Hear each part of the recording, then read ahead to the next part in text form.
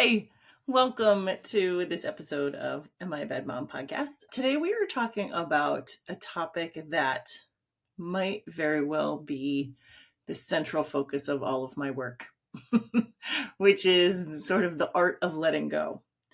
And I'm talking about it today in the context of having older kids / young adults in your home and how you can practice the letting go process in order to salvage your relationships with those kids. And by older, I mean sort of that middle school, maybe even like fourth and fifth grade up through young adulthood, when they are really growing into learning how to exercise their autonomy, when we as parents are being very challenged by the idea that we are no longer in control of everything, and finding that balance in between. A main focus of my work is this idea. It's the very first sort of pillar in everything I do, which is know yourself. And the reason for that is because when you know yourself well, you are a better parent. It's just that simple. Do the verb of parenting better, and you just exist in the world better as a parent because you know yourself, you know your limits, you know your boundaries, you know your needs, and you know your own triggers and wounds that need healing. And those are all the things that can sometimes get in the way of our parenting. And for sure, those are the things that get in the way of us being able to let go of our kids when necessary. And I like to think of the letting go process as the difference between controlling and guiding the kids that we are responsible for. And I think this is really important because I've seen a lot recently I've seen a lot sort of over the span of my career, even including when I was a teacher. And I understood it better once I became a parent. This idea that parents are in charge. They're in control of the situation. They are, the head of the household, whatever euphemism you want to use for it. The idea that parents know best and are in control and should be in control is, a tale as old as time. And I'm not saying it's untrue. I just think it's the gray area where we can turn the wrong way if we're not careful. And I think of this especially in this idea of punishment versus consequences versus behavior modification with our kids. Looking at our job as like behavior modifiers and like punishers or consequence givers or whatever versus mentors or coaches is a more, I think, realistic, come from the area of parent as coach versus parent as, letter of the law, controller, master of the home, that kind of thing. So let me just lay that out there. You should probably know if you are not on the side of coach, mentor, parent, then maybe you should listen to a different podcast, because I don't come from the angle that we know everything and we know better all the time. Even I've heard that recently a couple times that, parents know better. The kids' brains aren't developed, so parents know better. And that's not untrue, but it also, I think, is that danger zone again they know better maybe because they have more life experience, but you don't actually know your kid. Ultimately, you don't know your kid better than they know themselves if you're raising them in an environment where they get to know themselves. So that was a lot I've said. That felt like a word salad. So let me go back to what we're talking about specifically today, which is the art of letting go. So here's what happens. Here's what I see.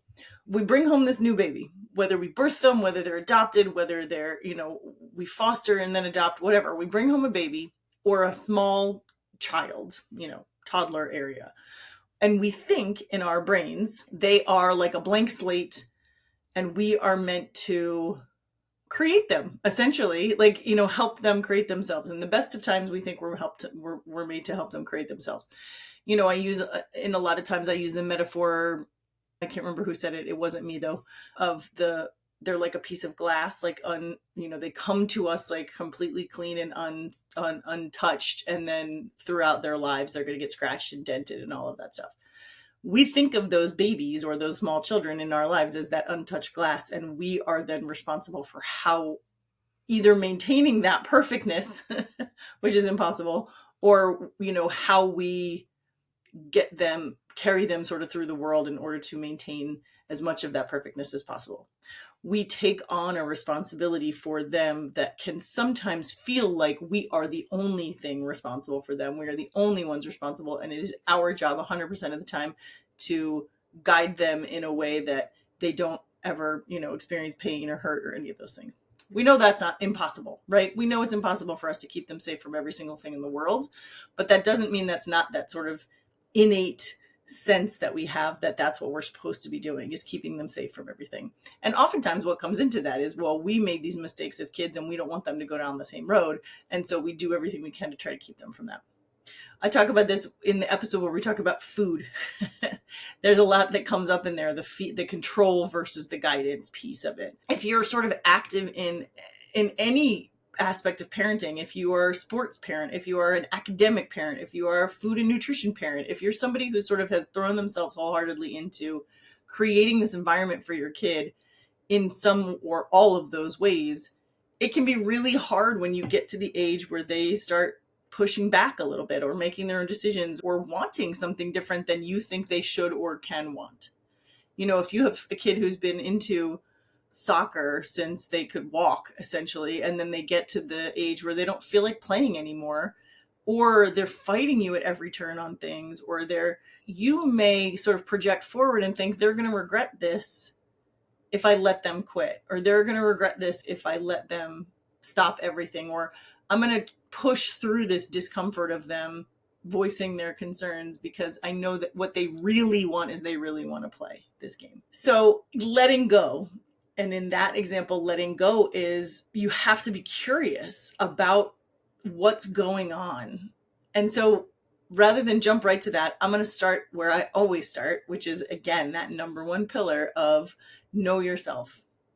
And so if your identity as a parent, I would say mom, but really as a parent, is kind of tied to their success, whatever that means, if your identity as a parent is tied to their success, or if you find that your identity as a parent is tied to some outcome for those kids, you need to pull back and examine that. If you find that your identity is parent, this is going to be extra hard. This letting go piece is going to be extra hard. And then here's the kicker. Even if you don't think your identity is parent, for example, I think I tried really hard to make sure I kept my fingers in other things that weren't mothering. I went back to graduate school. I had various jobs. I wrote articles and books and blogs and things that were focused not on children, my children specifically. They still were focused on children, but I thought I set myself up for being okay when they left the nest or when they pushed back or when they wanted their own things. I thought, no, my identity is not tied to this job of mother, and my identity is not tied to any outcome of these children. And I'll be honest, largely that was true, but it did not protect me completely from feeling that hurt. Yeah, the hurt of letting go. So I don't want in any way to make it seem like if you do all these things, then when your kids grow up and leave the nest, you're going to feel great. Let me be clear. It never feels great when they tell you you're wrong, or tell you that they don't like you, or tell you that they don't want to do what you think they should do, or make mistakes or get hurt or any of those things. It never feels good. But you can do some things to make you feel better and to eliminate some of the instances where it's going to feel bad. So let's go all the way back. Sorry. I'm going to go off on tangents through this whole thing because I feel really passionate about this topic. And so I can make as many bullet point lists and do as much research as I want. And I'm still going to start talking about certain things. So bear with me for this episode. I feel really passionate about this topic specifically because I was really lucky as a kid to have some of this and modeled for me. And I think I've really tried to do it with my own. And I see professionally where it causes some trouble for people if you do or don't do certain things. So forgive me for going off here and there, but just know that it all will make sense in the end. Okay, so let's talk about this difference between control and guidance. So like I said, we start with this little baby that we think we're responsible for everything. I talked about this in the food episode. Your sole goal is to make sure they gain weight when they're those infant babies, and you're feeding them and you're changing their diapers and your input and output. That's kind of all you're paying attention to for a while. And sleep, hopefully, if you're lucky. Even in they start sitting up and they have different opinions, and they start walking and they have even different opinions. And this thing that they loved forever, they hate all of a sudden. Whether you know it or not, you sort of start the act of letting go almost as soon as they're born.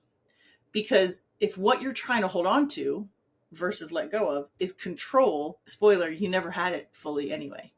So if you're flexible in this parenting thing, you'll actually be able to look back and realize, oh, I've been letting go all along. So control versus guidance. Controlling is, it's my way. I know best. I'm not going to pay attention to what they are saying or what they want or what they tell me, because I think I know better than them. I'm older. I've seen more life. I'm trying to protect them. They don't know enough. Their brain's not developed. Whatever the excuses we give, true or not true, for controlling versus guiding. That sometimes is easier is because we don't have to worry about them getting hurt sometimes. If we control a situation, we can relieve ourselves of the notion that they might get hurt or they might stumble and fall or they might, do something that they don't like or that doesn't feel comfortable for them. The reason that we have the wisdom we have in adulthood is because we messed up and because we were allowed to try things on our own. And I don't know if you remember all the way back to when we talked about attachment, but the secure attachment in a relationship gives kids the ability to go away from you. If they know they have a safe place to return to and sort of regroup and be loved and be nurtured, then they are more free to go out and explore the wilds. If you're trying to control them in an effort to help them, quote unquote, that's where it goes poorly for everybody. And that doesn't mean that you have like this lawless house that nobody has to follow any rules or do anything. Go back and listen to the boundaries episode for that. Your own boundaries, again, know yourself, know yourself, know yourself. Your own boundaries are what set the stage for the guidance of your own kids. And so knowing yourself, knowing what your identity is, knowing what your expectations for the outcomes of this parenting journey are, knowing what is going to hurt and help with your own kids. I always joke with, and it's a joke and they're older, and I didn't make this joke when they were younger, but they're older, and I joke with my kids all the time. Like, I was growing up a 4-sport athlete. I played whatever season it was. I found a thing. This was back in the good old days where you could play more than one sport and you didn't have to specialize when you were 7. That's a whole other episode. But, I swam, I played softball, I played basketball for a time until I was not fast and tall enough.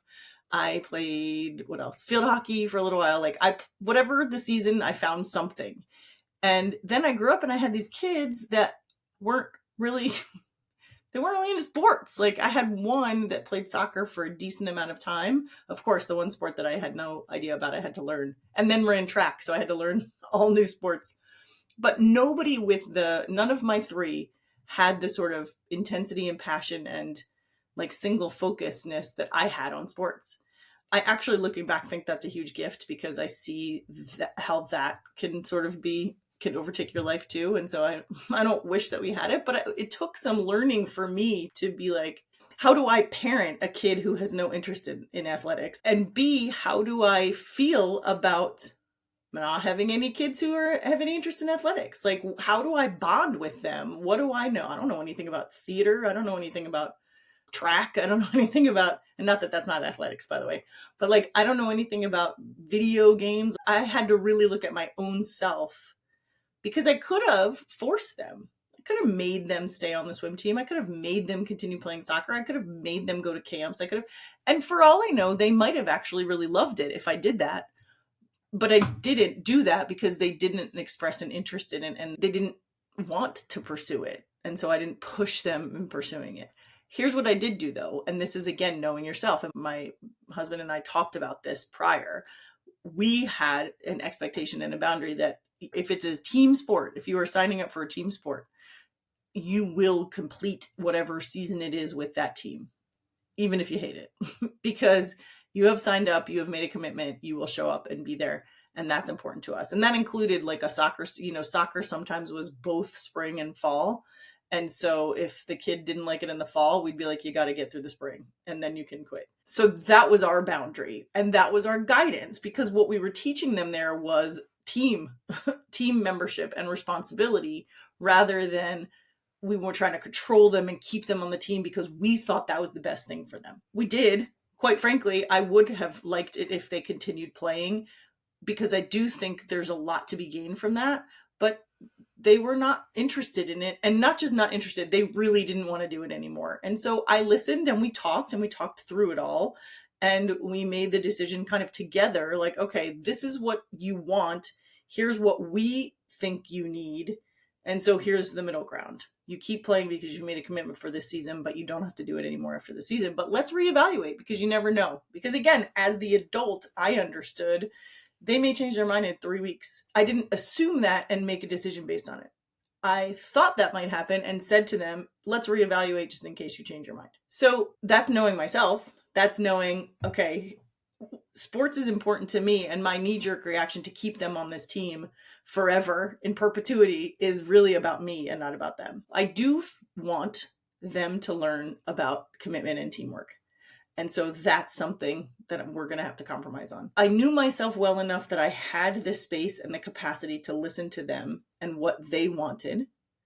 I also remembered being, I don't know, maybe they were 11 or 12. I also remembered being 11 or 12 and wanting to quit the swim team and not being allowed and not having any discussion about it. Just, nope, you made a commitment and you're on it. Now, the irony, and I'm laughing because my mom said that at 11, and her commitment in her mind was until you're 18 when the swim team ends. And I thought, well, that's really unfair, but whatever. I didn't want to do that to them. I didn't want to keep them on something because I felt like I knew better than them. Yet I also did know better than them in some ways, and so I wanted to keep that open too. But if you don't know your own self, if you're not aware of your triggers and your expectations, then you're not even really going to react in a way that is anything but controlling. If you don't know your own stuff, you're going to react from a place of wanting to control the situation because you're probably triggered by something, or your expectations aren't being met and you want them to be met. So the very first thing, as always, with anything, is know yourself. What are you linked to as a parent? Are you linked to the outcomes? Are you linked to a healthy kid? Are you linked to a healthy relationship? What is it that it's really important to you? And is your identity hooked into that somehow? That's the hardest part of letting go, is when we take on the identity of parent and that identity is linked to however or wherever the kid goes in life. We did a college episode. I know so many people who have a hard time with college and their kids because the parent has the expectation, has an identity associated with where their kid ends up at college. We all do it. We're all human. I had it. I had that expectation, and I had to know myself well enough to know I'm trying to put this on them and I shouldn't. So I'm not immune to these things. I just have the self-reflection and build in the self-reflection in time to know, ooh, I'm doing this. So from a control perspective, if you don't know who you are, if you don't know what's going to make you upset, then you're just going to react from a place of trying to keep that from happening. You're going to try to control the situation so you're never feeling uncomfortable. And that's not healthy for anybody, you or them. So start with knowing yourself. And in that, you can allow them to know themselves. I mentioned earlier that I kept hearing on a couple podcasts, like, well, I know better because I'm older. I know better, their brains aren't developed, or I know them, I know them better than they know themselves. I fundamentally disagree with that. And yes, as a psychologist, I fully agree with the idea that their brains aren't developed fully and that they can't always make the best decisions and that they're going to mess up. But I disagree with the idea that they don't know who they are. I think if they grow up in an environment where they're allowed to explore that, it may look different from time to time. And I think I know my kids like I have never known anything in the world. I feel like I have such a grasp of what makes them tick. And yet it would be so arrogant of me to say I know them better than they know themselves, because I don't. I'm not in their head. I'm not in their day-to-day life environment in a way that I see the decisions and the input and the output that they make in every moment of every day. There's no way I know them better than they know themselves. What I do know, just from being older and having more experience, is how the world works in a way that I could try to control every move to keep them from getting hurt or make a mistake or, anything. I could hold on so that they have smooth, or what I perceive as smooth sailing. The problem with that is that they don't have smooth sailing. And if they do have smooth sailing, eventually life is going to catch up with them and they're not going to know how to handle it. And I'm not saying, release them to the hounds and let the world beat them up. But I am saying that the reason I have more experience as an almost 50-year-old is because I've messed up so many times and learned from that. I was allowed to mess up. I was forced to mess up. Some of the independence I had, I wish I didn't, but I had it and I learned from it and I am who I am today because of it.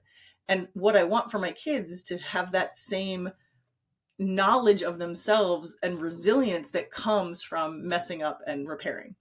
And they can't get that if I'm trying to control their every move. That said, I will acknowledge how excruciatingly hard it can be sometimes.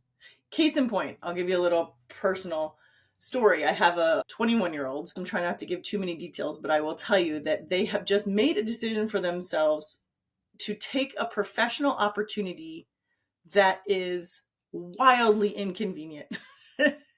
It is a professional opportunity that is nowhere near their college and is at a time that is very busy and packed full of activity. It's going to require money of theirs. It's going to require time of theirs. It's going to require a lot of convenient scheduling. It's going to require them reaching out for support from various parties. And man, I can't even tell you the physical restraint it has taken me to not get involved more than her, like asking her questions about what her plan is. First of all, the very first reaction I had when I heard all of this was, you can't do that. And I'm just telling a tale on myself. Like, I need you guys to know that I'm in this with you here. My very first reaction was, no, absolutely. I mean, I didn't say this, but my very first thought and the feeling that came over me when they explained this opportunity, I believe it was a text message to both my husband and I saying, hey, I just got offered this thing. That's an amazing thing. We got a text message that said, I've just been given this great opportunity. It's these days. I have all these other things happening, whatever. So it was the opportunity. It was clear that she'd already given it some thought and there was a plan in place, a tentative plan in place. My husband's first reaction was, oh my God, this is incredible. Do whatever you need to do. Drop everything and go. My initial reaction on reading it was, he's crazy. Why did he say that to her? We need to talk about this and we need to tell her no. And so that's not what I said, but I did. I think I just responded with great excitement and enthusiasm. And then as the days went on, I responded with enthusiasm, but I was able to recognize myself that is not what I was feeling. I wanted this to not be a problem and just make it go away. I didn't say any of those things out loud though, because I know myself well enough to know that's my stuff, not hers. Like, I don't want to make her. I also know her well enough to know that if I brought that up, I would just add to her anxiety. I know her well enough to know she made this decision and she's excited about it, but also she's really anxious about all of it. It's way out of her comfort zone and I do not need to pile on to that. So fast forward, the plan is enacted. I am a hot mess, worried about every detail of it, worried about where she is and when she's doing it and is it all going to work out, all of the things. But I have to try not to put that on her. Hopefully she's not listening to this, or if she is, it's after it's all over. But I'd have to try not to put that on her because it's not helpful. I'm actually not helping her if I say, hey, no, you can't do it. Or if I say, hey, here's all the possible ways this could go wrong.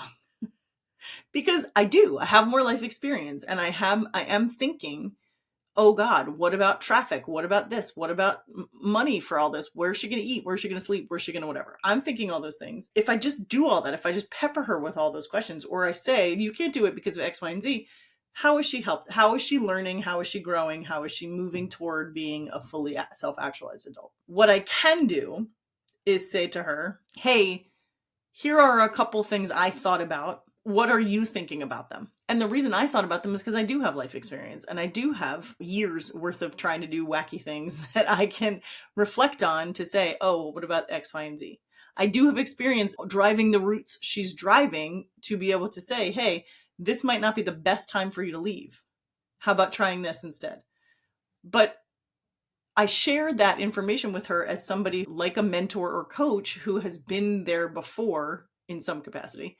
And I can say, hey, here was my experience. Do what you want with it, but you might want to have this information. Instead of, hey, kid of mine that I'm in charge of, you have to do it this way because I know this and you don't know this. And look, I'm not insinuating any of you guys are out there having those kind of conversations with your kids. You're not saying you do this because I said. I know you're not doing that, but I bet that on some occasions you are reacting from that place. You are reacting with them from that place of, I know better than you. I'm telling you what to do so that you don't get yourself in trouble. Because that's what we do. We do that sometimes. We react in a way that is well-meaning, but doesn't actually accomplish what we want. And if you know yourself, you know those things, you know those pitfalls to look out for. So I know myself well enough to know I am going to be way anxious about this thing till it's over. Like I actually just said to my husband the other day, like, I'm going to feel better in January when this whole thing is done, because I won't be constantly thinking of where is she, what's she doing, how's it going, is she doing it okay, is she safe, blah, blah, blah, blah, blah. On a smaller scale, let's think about like, they go away to college, they go away, or they have to commute into high school. I remember my husband, where we grew up, went into the city got on public transportation and took it every day down to not such a great neighborhood in the city to go to school. And I remember thinking like, oh my gosh, his mom just put his little tiny 14-year-old self on a bus to a train to the city.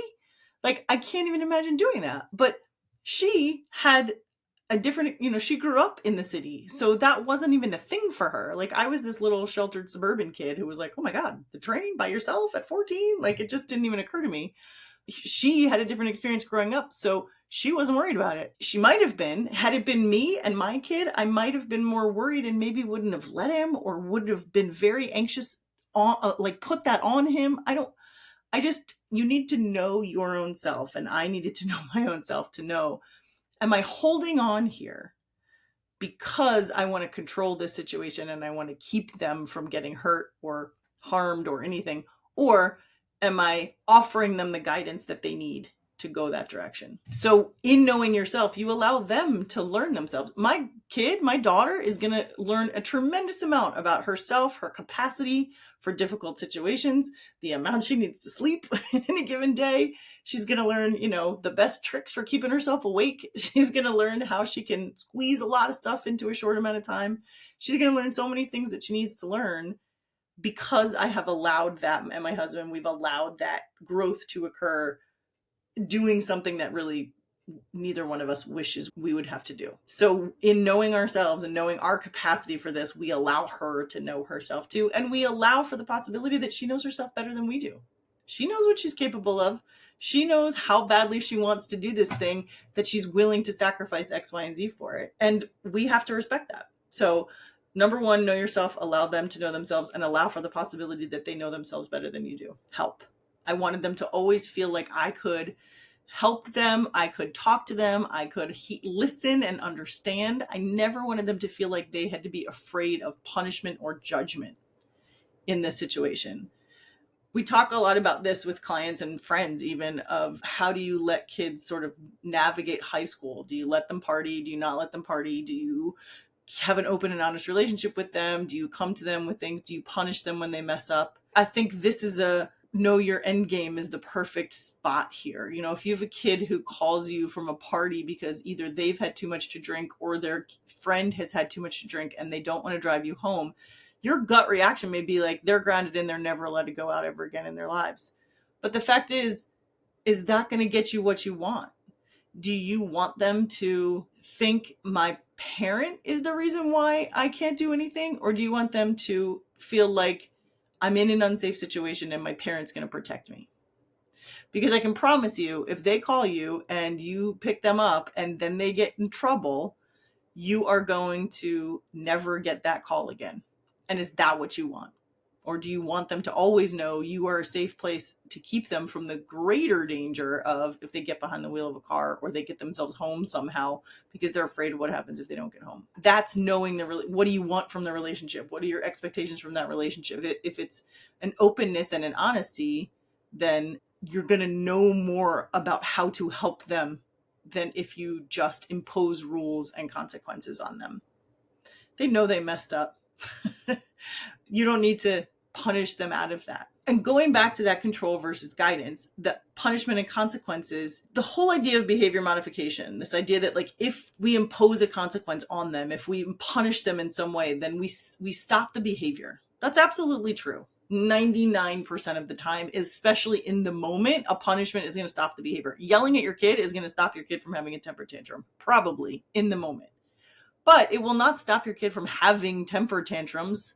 In fact, it might make them worse even in the moment. But that's knowing yourself and knowing the end game. Like, what are you going for here? If you're just going for, I want to stop this immediate discomforting thing that's happening, you're going to do whatever you need to do to stop the immediate discomforting thing. But if what you really want is the kid to grow and to maybe stop doing these things, generally speaking, or at least be open with you in the way that you need them to grow safely up, then your behavior is going to be different. But if you don't know yourself well enough to know this thing is so triggering to me, I'm going to react whether I want to or not, then you can't get to that end point. So that's why I keep going back to it. Know yourself, know what triggers you. When you get that call from your kid, I'm too drunk to drive or my friend's too drunk to drive, if your immediate response is like rage, and I'm not saying it shouldn't be, but if your immediate response is rage, what's behind that? Is that because it's actually terror and you can't believe your kid went out and did this, or you can't believe you're in a situation where your kid did this? Is it rage because it feels disrespectful to you, like you told them not to and they did it anyway? Because we have a lot of that. We have a lot of these moments as parents where we're like, I can't believe they did that. I told them not to. And I just ask you for a minute to like go back to yourself as a teenager and a kid, even a kid. Did you always do what your parents told you? And if the answer to that question is no, was it because you didn't respect them? Or was it just because you were a kid trying to find your way in the world? And sometimes that means making bad choices. I'm guessing the answer is the second one. And so when you get that same call and you have the response of, I can't believe they did this, that's so disrespectful to me, do you see how that response isn't taking into consideration what you want the relationship to be like or what your actual end goal for the kid is? It's really just about how I'm feeling in the moment and what I don't like. And so I want to punish that so I don't have to feel this way again. That's the difference. It's, am I reacting to stop my discomfort? Or is my reaction based on what I want for them going forward? Those are almost never the same things. Because one thing I can promise you about parenting is very uncomfortable. Especially if you're doing it this way. It is very uncomfortable a lot of the time. I mean, you just heard me say I told my husband I was going to be anxious through the month of December because I know I have this thing, my kid has this thing going on and it's just going to constantly be running in the back of my head. So if you know, like I do, what I really want is for her to grow and have these great experiences and feel safe enough to ask me advice when she needs it, then I know how I have to behave. If really what I'm doing is just reacting based on my own discomfort, I wouldn't have let her do it in the first place. And that's not really what I want. And I would imagine not what anybody who's listening wants from their relationship with their kid either. Nobody sets out saying what I want is to control their every move and make them carbon copies of me or the opposite of me so that their life is different. Nobody really means that. But that might be how you react because you don't realize you're being triggered by the things that are happening to them. So if you know yourself, if you know the end game for not only your relationship, but what is it you want for your kids as they age, then you're going to be much more open to the idea of guidance versus controlling. And you're going to be much more willing to be uncomfortable through the process. And finally, as always, I have, curiosity is better than judgment every single time. If you can listen more to your kids rather than assuming what they're trying to say, or assuming that you know better, even as they're giving you an explanation, then even if the result is that you do know better, you're going to be able to communicate it in a way that's much more helpful for both of you. And again, I really want to stress that I know this isn't happening every single time and every single interaction isn't perfect and peaceful and lovely. And there's definitely been times I've yelled at my kids, reacted with my kids, punished them for stupid things, taken their phone away when I shouldn't have, like things like that. I've done it all. But largely, I think we have a really open, honest, fair relationship. And I think they tell you the same thing. I think they would tell you I'm fair. I don't think they would tell you that they like me all the time. And I don't think they would agree sometimes with what I do. But I hope anyway, that they would all tell you, yes, she was fair. She was fair. And we always knew she had our best interest at heart. We didn't like it. And we thought she was stupid sometimes for it. But now looking back, we can all tell you, we know she always had our best interest at heart. I really do think my kids would tell you that. I know some of you are probably thinking, well, have them on and prove it. And maybe I will someday. But I really do think they would say to you, Yeah, we didn't always agree with our mom. We didn't always like our mom, but we know that she always was trying to do what was best for us, even when it sometimes wasn't best for her. So all the mess ups that I had, the overall sort of vibe, if you will, was that I was on their team. And that comes largely in my case from listening and not assuming. And again, I never did that perfectly either. And I still don't do it perfectly. I still mess up with them on the daily probably, but I try to take into consideration that thing I talked about earlier, which is that they know themselves and they know in that moment what's really important to them and what they're feeling really strongly about.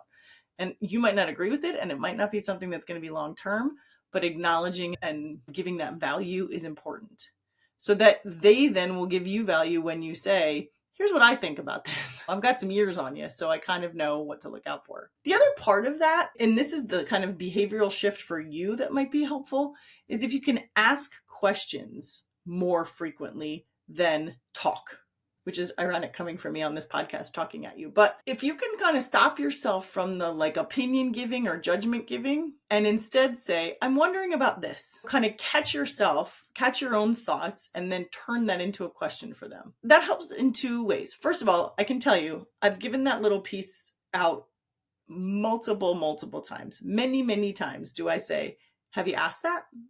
Have you tried asking that? What happens when you ask that?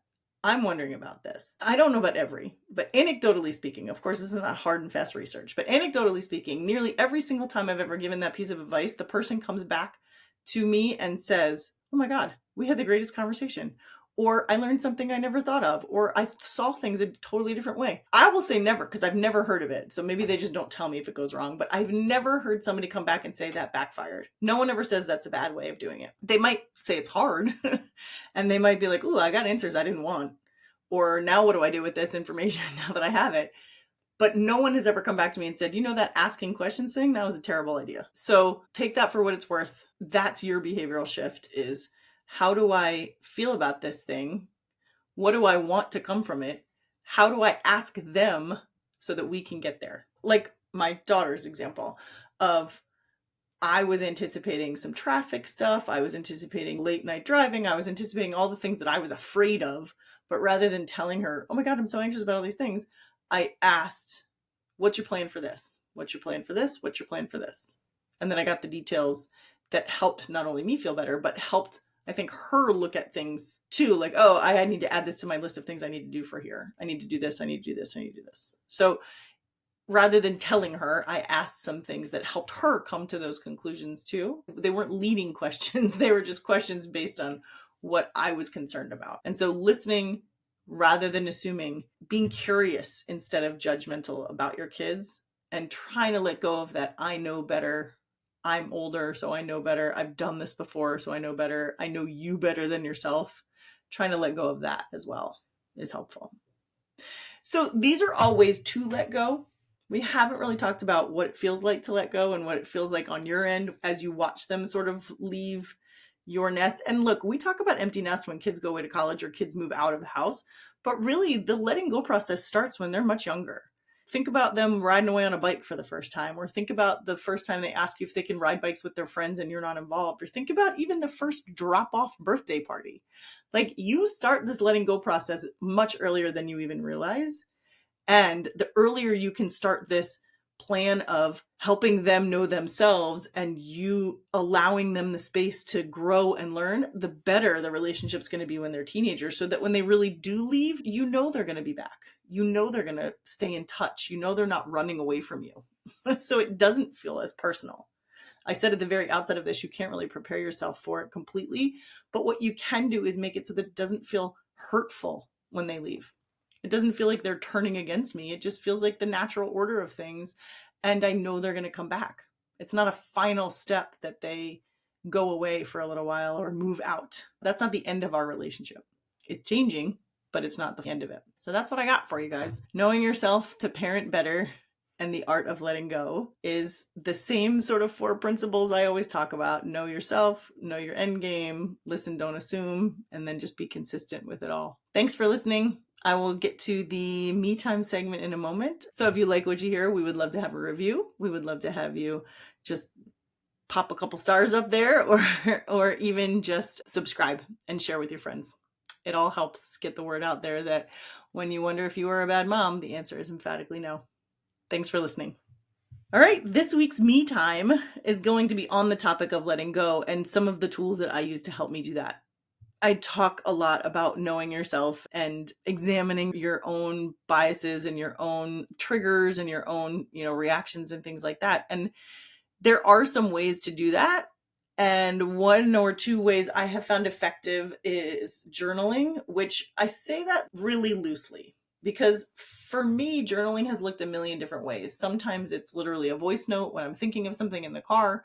Sometimes it's sitting with great intention and lighting candles and pulling some tarot cards and then writing what I'm meditating on and all of that stuff. That doesn't happen nearly as often as I wish it did because that is a whole ritual that it takes some time and it tends to unfortunately get pushed to the end. Sometimes journaling looks like waking up in the middle of the night and writing something in a notebook next to my bed because I can't go back to sleep if I don't put it down. But usually journaling is, I want to say daily, but it's more likely a couple times a week, sitting and just kind of writing my thoughts down when I have them, either whatever's coming to me or if it's an intentional reflection. What am I feeling like? What are my plans for the next week? What do I want to accomplish? What am I feeling and what am I stuck on? It's almost a little bit like self-coaching on paper. For some people, they don't like to write. So a lot of times it's voice notes or it's just little quick snippets here and there. You could argue that sometimes this podcast is a journal for me because it's a way to sort of verbally process what I've had. I've heard from a coach once that she used to just put her headphones in. She lived in the city. She used to just put her headphones in and walk as if she was on a phone call, but really what she was doing was a voice note for herself. And it was just a way of verbally processing what was going on in her brain at that point. So if you know you're somebody who likes to talk, writing journaling might not be for you, but it might be, let me leave a voice note while I'm walking the dog, or let me call a friend. Sometimes it helps to just talk it out with somebody else. So whatever the case, processing in some way, journal, voice note, that way is a way to do it. There's an app called Marco Polo where you can actually video chat with somebody else, but it's just leaving them like a video recording. Some people love that, where like you leave little Marco Polos and just kind of verbal pour out what you need to for the other person and they can respond in time. I do have a specific journal that I use. I have two things. One is my planner that I will link to. It's not near me. I was going to show you if you're watching the video, but my planner is a quarterly planner and there's like a beginning kind of brain dump page every week and then a list page every week, which is like perfect for both sides of my brain, I think. So that sort of is a forcing function. Every Sunday I sit down and do sort of a journal page, if you will, and then a brain dump page of a list of bullet pointed things. And then I have the Elegant Excellence Journal by Hilary Rushford is another one. And it's just a little more intentional journal in that the beginning part has some prompts in it that help you sort of look at your whole year, some goals. And I'll be honest, I don't use every single page because it's very intense and very detailed. I don't have the bandwidth to be that intense and detailed, but I do like her, goal setting and things like that to look at it's split into two. So theoretically you could use it twice a year. You could use the first one whenever your year starts, whether it's January or school year or whatever. And then when you sort of run out of pages, you start the next one. And that sort of has you reevaluating all those things at the beginning again. Anyway, we'll link to it in the bio. I think she's selling them again. I got to be honest. I ordered so many last time and they're undated that I don't need them this year, but I think she's selling them again. They're called the Elegant Excellence Journal and it's Hilary Rushford. I'll find a link and put those in the show notes. And then the other thing I do in my Women of Wonder group, and really with a lot of clients too, is a value sort.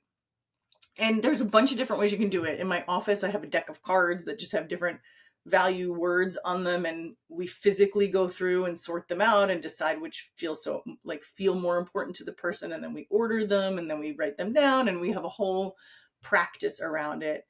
And then with my group, it is an online sort of checklist thing. They do similar things where you kind of look at all the words and pick the ones out that resonate the most with you and then narrow those down and categorize them and such. I'm doing a very quick way of describing it, but the reason for this is it exists in many different derivations, including something called motivational interviewing, which is really designed for change, like big changes and transitions in your life. I think maybe that's where I first heard about it. I don't really know, but I've used it personally in a bunch of different coaching sessions and things like that in therapy, but it's a really good way of knowing yourself. It is really one of those tools that you can use to examine, what is important to me? Because I think there are some core values we have that don't change, but that maybe we lose sight of. But then there's also things that maybe we value earlier in our life that we don't really value as we go on, or we've been moving in a direction of something because we thought it was important to us, but now when we're really faced with it, it's not as important to us. And so that might require us re-examining how we do things and what we do. So the know yourself part of everything I preach, the value sort is a great way of doing that. If you are in the Women of Wonder group, you can get a free copy of my personal one I put together, or you can just Google it also, and I'm sure there's some resources out there, but it's just one of the things we do in our group. If that sounds appealing to you, give us a try. So all right, that's me time for this week. Journals and values. So I hope everybody has a great rest of the week, and thanks again for tuning in. Don't forget to rate and review and subscribe if you haven't already. All right, take care. Keep asking all those questions, and remember that whenever you think to yourself, am I a bad mom? The answer is emphatically no.